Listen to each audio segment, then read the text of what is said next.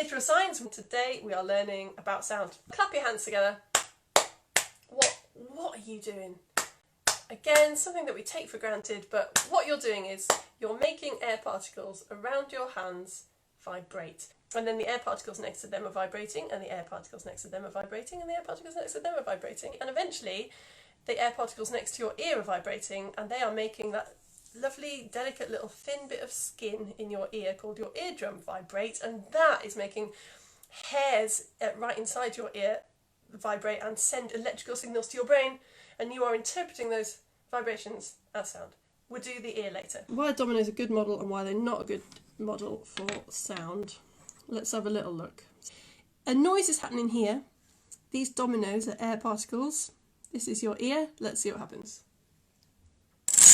Hey! You can see that a wave of energy has passed along. So the energy, I gave this domino energy, that's all, isn't it? But the energy got passed along until this domino had energy as well.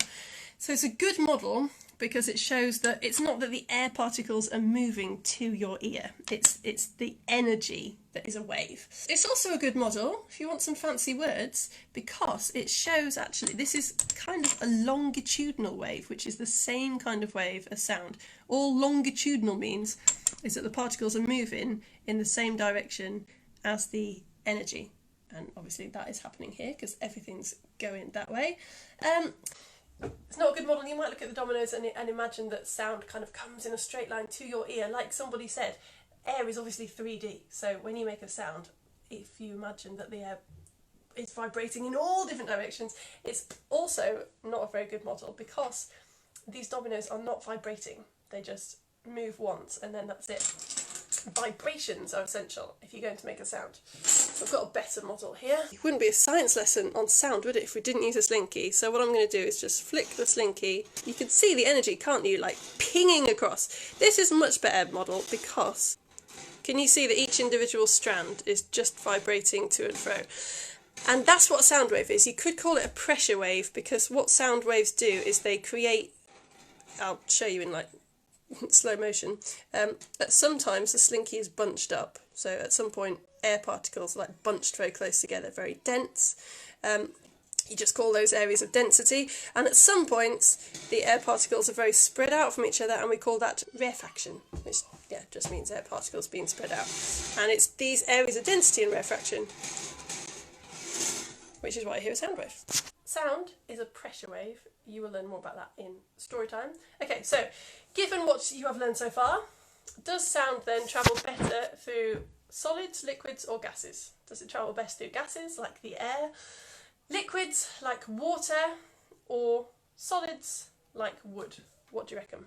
But find some wood then, go to a wooden table or lie down on the floor and we'll do an experiment. So first of all, knock on wood, see how easily you can hear it.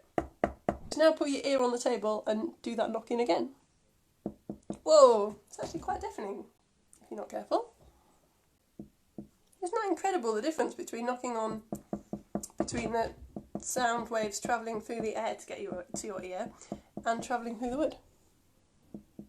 Sound travels a lot faster through solids and it's because the particles are closer together. So in air, one particle has got to knock into another particle, got to knock into another particle, but in gases, particles have got loads of space to move around. They're very free to move. It takes longer for the particles to reach each other. In water, the particles are quite a lot closer together.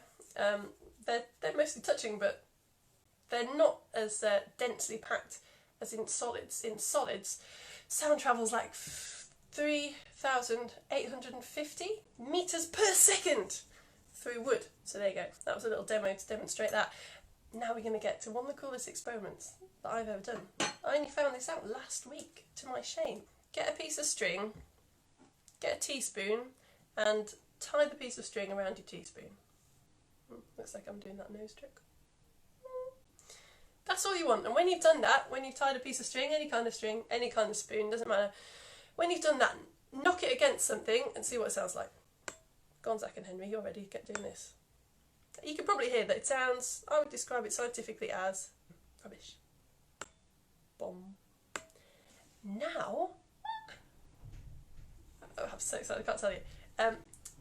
might be quite tricky to do. Try and get it so that the string is hanging over your fingers. And put the string in your ear. And then bang it again.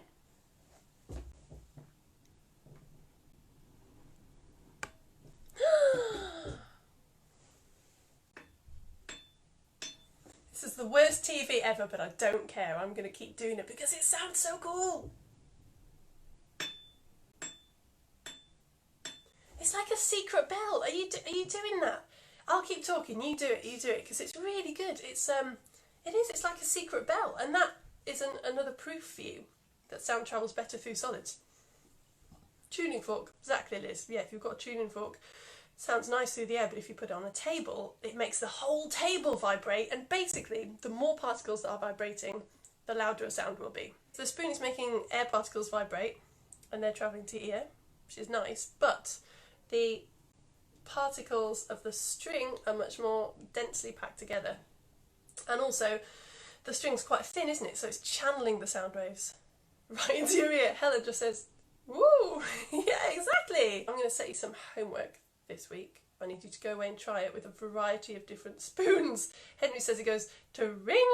I know, right? Yeah, so simple but so good. Okay, so we touched on last week in one of our oceans lessons, can't remember which one it was, you'll have to watch them all, how whales use sound in amazing ways. So we've got to the point now where I can tell you about that. The ocean is even more incredible than I thought. I found this out last week. So we know that sound travels slower through air, a bit faster through water, and really fast through solids. But the ocean is a tricksy beast, okay? So the sun is up here, shining onto the ocean. So the top layer of the ocean is warmer, so the particles have got more energy. Now, sound travels faster, more easily through warm water because its particles have got a lot of energy anyway. Okay, and then as you get down, obviously the water is cooler, so sound travels less and less and less fast. But right at the bottom, because there's so much pressure, actually at the bottom of the sea, water particles are squished together again. So sound travels slower, slower, slower the further down you get, but then it starts to get really fast again. Yeah, Diane, exactly. Whales use this to communicate, because when sound hits what we call like a boundary, a difference like between wood and air, it refracts. I think we talked about refraction in our rainbow lesson. Just like light can bend, like if you shine white light through glass, sound waves bend when they get to a boundary. So here, the sound travels slower and slower and slower. When it gets to the point where it travels slower, it refracts downwards and keeps refracting downwards. But then, when it gets to the layer where actually the particles are closer together, sound travels faster again, it refracts upwards. And this creates what is called, in the ocean, a sound channel. And whales use this to, like, it's kind of sort of like how fibre optics work. We'll do that a lot later. But basically, whales sort of bounce their sound through the sound channel in the ocean, and it can travel for like thousands of miles just that way. Isn't that amazing? And at this point, I found an article which said all toothed whales, including dolphins. I was like, what? Dolphins are dolphins? No, dolphins are whales. Dolphins and whales are both cetaceans, and we tend to split cetaceans into two groups: not toothed and toothed. Toothed whales and not toothed whales. Dolphins, toothed whales. So toothed whales, they use sound. You've probably heard of like echolocation. So they give out sounds, clicks, basically just moving air particles around in like bits of their skull that have cavities in. They make little noises and then the sound reflects off stuff, be it food that they want to eat or the bottom of the ocean floor. And that's how they find their way around. I'm going to tell you how dinosaurs used sound, but to get to that, we need to hear a story time. Slavery was abolished in America in 1865, but this did not mean that black people suddenly had no problems. In 1896, the Supreme Court agreed that racial segregation, so keeping black people and white people separate, that was okay. So this meant that white people only bought things from and supported each other, and black people, who obviously until 30 years previously had been slaves and therefore didn't have any money, they had to live separate lives. So when the main character in our story today, Christine Darden, was born in 1942 in Carolina in the US, Black people had to go to separate theatres and restaurants, use separate drinking fountains, toilets and lifts. They even had to go to like a separate window if they wanted to go to a theme park, use separate telephones, hospitals, jails. They weren't allowed to marry white people, they weren't allowed to live in white parts of town or go to white schools. Someone who you might have heard of called Rosa Parks, she's famous, although it wasn't just her, it was loads and loads and loads of people who started protesting more and more against this treatment. So Rosa Parks was on a bus. She was sitting in the section of the bus that was where the black people had to sit. The white section of the bus got full, and so the bus driver asked her to stand up so that a white person could sit down. And Rosa Parks said no.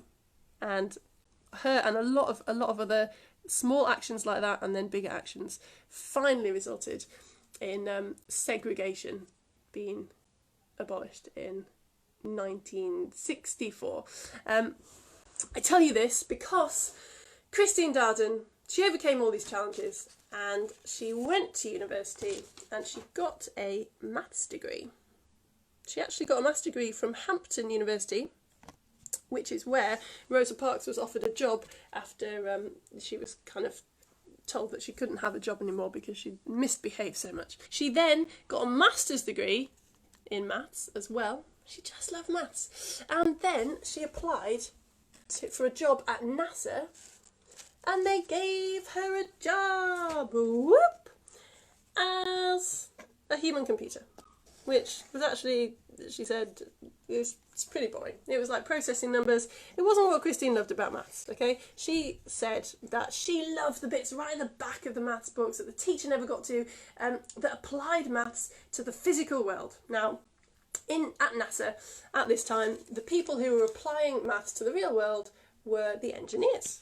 But all the engineers were men. So after a lot of years working as a human computer, Christine noticed that actually she had exactly the same maths degrees as all the engineers. So she went to her boss and she asked if she could be an engineer too. And he said, no, definitely not. No. Now, making your boss a noise, that is quite a scary thing to do. Like, you could lose your job. What would you do if you asked your boss a question and they said no? Christine walked away from her boss very sadly, and she went to his boss, boss. She went to her boss's boss and said, hi, I'd just like to know why men and women with the same background are treated so differently. Like, why do women get the dead-end jobs, but the men get to work on their own projects and write papers? And her boss's boss said, well, no, nobody has ever asked me that question before. And she said, she remembers the conversation well, I'm asking it now. And you know what? 3 weeks later, she got a job as an engineer and she started working on reducing something called a sonic boom. Lara, you're asking, what is a sonic boom? Very glad you asked. Right, if you drop a pebble, or in the case of my photo, a swan, into a pond, you'll notice that it gives off ripples, yeah? And that move away from it. So these ripples are called wave fronts. Exactly the same thing happens when you make a noise in air, except as someone has already pointed out, in air, the sound waves are in 3D. So if anything gives off a noise and it's travelling forwards, like an aeroplane, what happens is that the sound waves sort of bunch up in front of it, like this. Now, as long as the thing is travelling slower than the speed of sound, the sound waves stay like nicely nested inside each other and everything's fine. But if it's something that goes faster than the speed of sound, like a supersonic jet, it ends up, the jet takes over its own sound waves and it's still making new ones, so really weird stuff starts to happen. The sound waves take on a shape which we call a Mach cone, which means that, as you can see, a person standing here wouldn't hear anything, but as soon as the jet's gone past you, you get this enormous thunderous noise, which we call a sonic boom. Now, 3 years before Christine joined NASA, the government had done an experiment into sonic booms to see how people felt about them. And the experiment was, they just flew jets over the city of Oklahoma and gave off 8 sonic booms a day for 6 months. They got over 15,000 formal complaints. 147 windows in the 2 tallest buildings were broken, plaster on ceilings was cracked, but the government didn't accept that people were telling the truth, and it got messy, and the publicity for supersonic flight was super bad. And basically, they made it illegal to fly faster than the speed of sound over land, and that is still true in America. But over at NASA, Christine is having a great time. Her new job as an engineer means that she's allowed to take time off to go to special engineer classes. Now, she was a bit freaked out about this because her school life had been segregated the entire time. And she knew that suddenly she was going to have to be learning alongside like 7 white men. But luckily, she worked hard. She was incredibly good at what she did. And after the first test, she says, some of the guys came over and said, hey, you should totally join our study group. That would be great for everyone. But especially us. So Christine became a doctor of mechanical engineering. She's the leader of NASA's Sonic Boom group at this point of our story. And the job involves building computer models to design different shaped planes and working out how to make sonic booms as small as possible. They reckon that the computer code she wrote is still the core of the technology used today. In 1999, she became the first African-American woman to hold one of NASA's top research jobs, okay? And the exciting end of our story is, this is really relevant stuff. This is new news. NASA has designed a new experimental, piloted, supersonic aircraft, which might have its first flight next year. That's 2021. They say it's got like a special shape that is going to reduce sonic booms to a gentle thump, and it is going to be allowed to fly over land. Christine, who retired in 2007, says she will be watching with interest. So now I get to tell you about dinosaurs. Diplodocus, apparently they think will have swung its massive tail in such a way that let off a sonic boom to scare predators away. I know, how good is that? And the shrimp, the mantis shrimp that we talked about in our Amazing Animals lesson, our 3rd lesson, it like just clicks its teeny tiny little claw and can kill fish. That's a sonic boom as well. Right folks, it's balloon time. Yeah, get your balloon and blow it up a bit. And then let it go.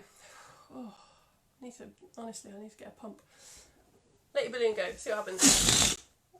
What do you observe? A noise. A noise. Right, blow it up again. Hold on to it, I can see you, just letting it go. We're not playing fly across the room, okay? I'm only going to be here another 5 minutes, then you can chuck them across the room. Hold it like this. Ah! Hold it like that. Oh my goodness, Diana's got some dinosaur facts. Dinosaurs communicated with hoots and hollers, cracking sounds, dance and song. I did not know that. And showy plumage, because they had feathers. That's right, but yes, head rush, Kevin, exactly. Right, come on, you probably already did it. Hold your balloon by the edges like this, and then just pull it.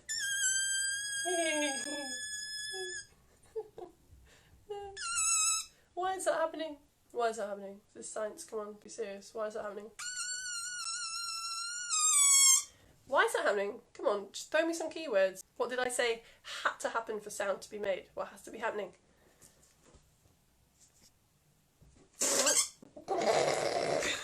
Vibrations! Vibrations need to be happening. So when you let it all go at once, you're vibrating your balloon. But this, kind of like how an oboe works, isn't it?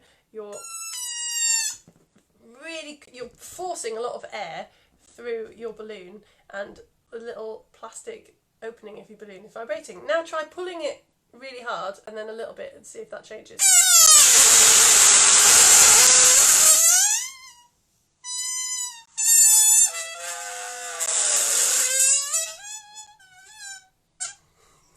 I think Eugenia has the best of the comments. Bottom. Yeah, indeed. And did you notice that when you pull it and then you let it go, it's tighter or slacker, and it makes a different note. next lesson, music, we're going to talk about why things make different notes and how musical instruments work. So you can't usually see the vibrations because they vibrate very, very fast. If you play the piano, the middle C on a piano vibrates at 256 times per second. 256 times per second. No wonder we can't see it, but it is happening.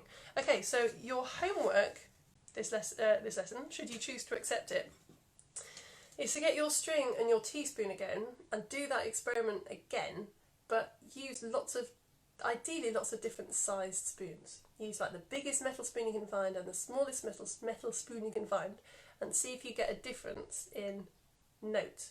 And then next week we'll look at that. Thank you so much for joining me. That is the end of my sound lesson.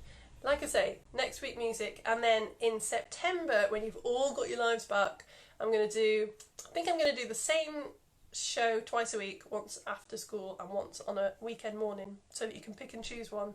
I'm going to show you something super cool that I've worked out how to do with a balloon, but I'm going to sit on it because I need to start my shows with some cool experiments. As usual, if you do happen to be new and you did enjoy that, then please go on my YouTube channel and watch all my other lessons, and subscribe to me on YouTube, and follow me on Facebook, and like me on Facebook. And if you really want to, you can sign up to support me on Patreon. That's a monthly thing. You can cancel any time. I've spent my entire week off posting rainbow glasses to people, along with other quantities of stationery, because if you sign up you cover the postage, and my magazine's coming out like this week. It's actually ready, but my husband, who's a graphic designer, made this beautiful, really colourful version, and I was like, people aren't going to want to print that, so he's really grumpily doing a black and white version as well. But if you go on Patreon, probably tomorrow or the next day, there will be a magazine there, what I wrote, and I will also take your address and post you some rainbow glasses. Isaac, a whoopee cushion. Exactly. Bye. Colette, yeah, I mean, do the black and white one. He was like, well, they can read it on their tablets. I was like, it's got a colouring in page. It's just it's a copyrighted designer issue. Bye, Izzy, age 8. I hope you enjoyed that. Have fun with your balloon. Bye, Ryan, age 9. Bye, Christina. Oh, Susan, you're an ex-graphic designer. I did not know this. You might be my graphic designer if my relationship with my husband carries on like this. Nick, all my Legos second-hand. I'm a right cheapskate. Oh no. Emma's deaf and covered with spit. Callum, thank you so much for recommending Moana. Oh my days. What an amazing... It was such a good film. And it was such good timing. In Australia, isn't it? So the Te Fiti, the mountain that we just talked about in our Captain Cook lesson, when we learned about coral reefs, it's on YouTube, you should go watch it. I talked about the beautiful mountain that looks like a woman lying down, Callum, and how Captain Cook called it like the Camel Mountain, and it was very offensive. So there she was. I mean, there were stingrays all over the place, and there were stingrays in the Captain Cook story time, and yeah, that was great. Oh, I better go and get my mum. She'll be really cross that I didn't let her say hello. Mum? Do you want to come and say hello? Oh, Laura's mum here. How are you doing? My mum's much more of a performer than me. Oh, I don't know about that. I think we've got a small person coming in. Oh, Karen, great. Ella's been waiting for me to do sound and music for ages. Oh, really? But my mum is a fantastic musician. Well, I enjoyed certainly singing the sound of music. The hills are alive. I told you she was more of a performer With the than sound. me. Hello. Would you like to be on in my lesson? Wow, it's like the whole family. This isn't... Oh, you are honoured. Ren's doing her special. You pulling a funny Pulling her face. You ready, Ren? No? No, we Shall called we you go out. off and let Mummy... Right, I'm going to log off now. Okay. This is my show, you two. Yeah, we better go, Go Ren. back downstairs. Ella says hello. Hi there. Ella from Leeds. Come on then, Look let's what go that for is. that ride. Alright, folks. I think my babysitting is up, so... Stay with Mummy. You're going to stay with me. That's a great idea. Yeah? Okay, that's all right. I'll wait. Bye.